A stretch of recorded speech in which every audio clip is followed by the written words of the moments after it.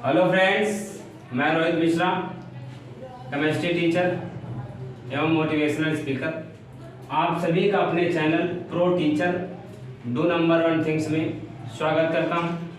आप सभी को ज्ञात होगा कि यूपी बोर्ड एवं सीबीएसई बोर्ड की परीक्षा का जो टाइम टेबल है वो जारी हो चुका है और तमाम विद्यार्थियों के मन में अब आशंकाएं उत्पन्न होना शुरू हो गई हैं। उन्हें ये लगने लगा है कि अब परीक्षा की तैयारी को किस मोड़ पर ले जाया जाए और अपनी गति को किस प्रकार मेंटेन किया जाए। हालांकि कई बहुत ज़्यादा पढ़ने वाले बच्चे जो कि साल भर से मेहनत कर रहे हैं, उनके दिमाग में भी तरह तरह के सवाल आते हैं और मैंने कमेंट के माध्यम से और आज कोचिंग में, ऑफलाइन कोचिंग में भी तमाम विद्यार्थियों ने मुझसे कहा कि सर अब क्या किया जाए, आगे की तैयारी कैसे की जाए। तो देखिए, होता क्या है कि टाइम टेबल लगभग किसी के बताने से आप नहीं बना सकते। तो कहने का तात्पर्य ये है कि आपके पास टाइम टेबल आ गया है, परीक्षा की डेट आ गई है, आपको पता है कि इस तारीख को हमारा ये पेपर है। लेकिन समस्या यहाँ पे ये है कि कुछ विद्यार्थी जो मन में ये सपना संजोए रहते हैं कि हमारा जो रिजल्ट है वो हाई लेवल का होना चाहिए, अपर क्लास का होना चाहिए। क्योंकि जो विद्यार्थी हाई स्कूल में हैं और 12th में गए हैं, उनके मन में एक विचार आता है, जैसे सपोज दैट कि पढ़ने का समय सारणी क्या होनी चाहिए, किस तरह से स्टार्टिंग की जाए। तो सबसे अच्छा तरीका ये है कि आप उन विषयों को पहले रिवाइज करें जिनमें आपकी स्ट्रेंथ बढ़िया है। और जैसे इंग्लिश की हम बात करते हैं तो इंग्लिश में प्रोनाउंसिएशन आपका अच्छा होना चाहिए। और रही बात मोटिवेशन की, तो मोटिवेशन किसी के बताने से या किसी के भाषणबाजी से नहीं आता। अब मेरा मानना है जहाँ तक, और आप सभी को पहले भी ये बात मैं कई बार बता चुका हूँ कि मोटिवेशन आपके अंदर से खुद आता है। जब आपके अंदर कुछ करने की लालसा, जिज्ञासा होगी तो ऑटोमेटिकली आप लोग कुछ अच्छा या बड़ा कर पाएंगे, रिजल्ट 99% अच्छा हो जाएगा।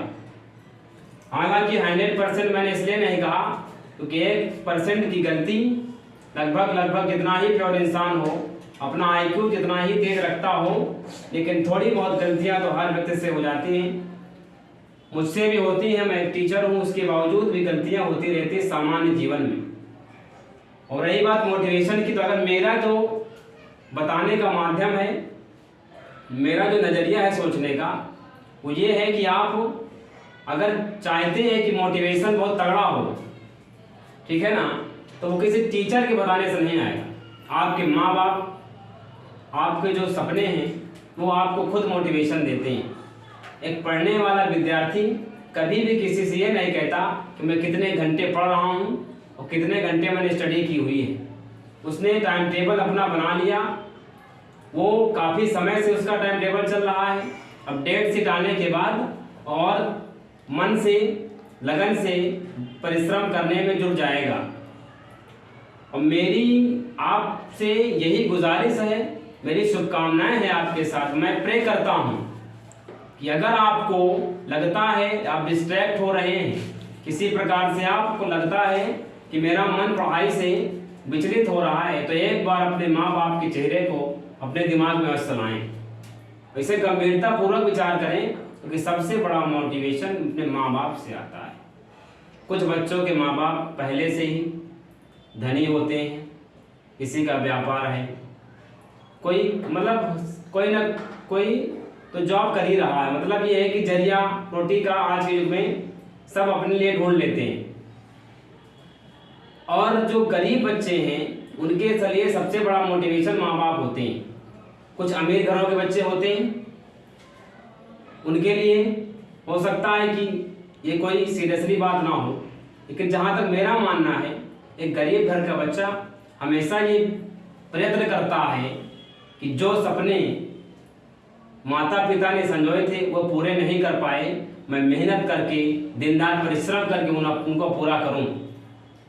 ये बात यथार्थ सत्य है कि माँ बाप की मेहनत, उन्होंने जो परिश्रम किया आपकी पढ़ाई के लिए, जो बुरा समय देखा, कठिन परिस्थितियों में भी आपको पढ़ाया, संघर्ष किया और आज आपको पढ़ा रहे हैं, उन गरीब बच्चों से मैं पुनः कहना चाहूँगा कि अपने आप को विचलित मत होने दीजिएगा, अपनी मेहनत को कम मत होने दीजिएगा और अपना जो मोटिवेशन है वो अपने माँ बाप से ही लीजिएगा।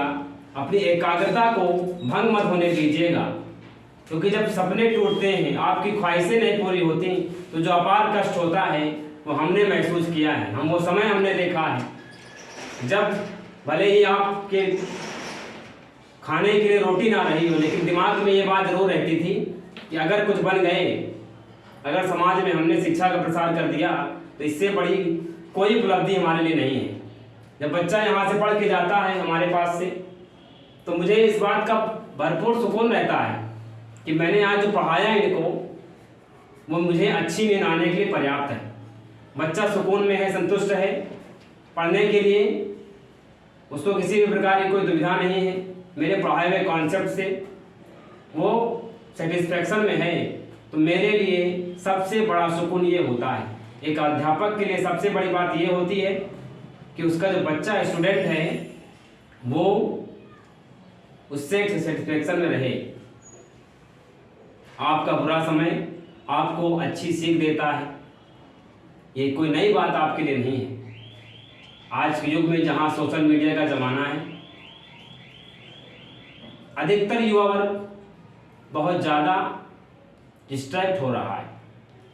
उसको इस बात का पता ही नहीं कि हम किस दिशा में जा रहे हैं, उसको सही गलत का ज्ञान ही नहीं है। केवल और केवल स्मार्टफोन, मोबाइल, इनमें ज़्यादा समय देना सबसे ज़्यादा आपके लिए, भविष्य के लिए हितकारी कतई नहीं है, बहुत ज़्यादा खतरनाक है। इसके दुष्परिणाम ये हैं कि अगर आपने इनमें दिमाग लगाया तो आपका जो सपना है, जो आपने एम बना रखा है कि आगे चलकर हमें ये बनना है, वो बनना है, तो कतई वो नहीं आप कर पाएंगे, क्योंकि उससे आपका जो अट्रैक्शन है वो भंग हो जाता है।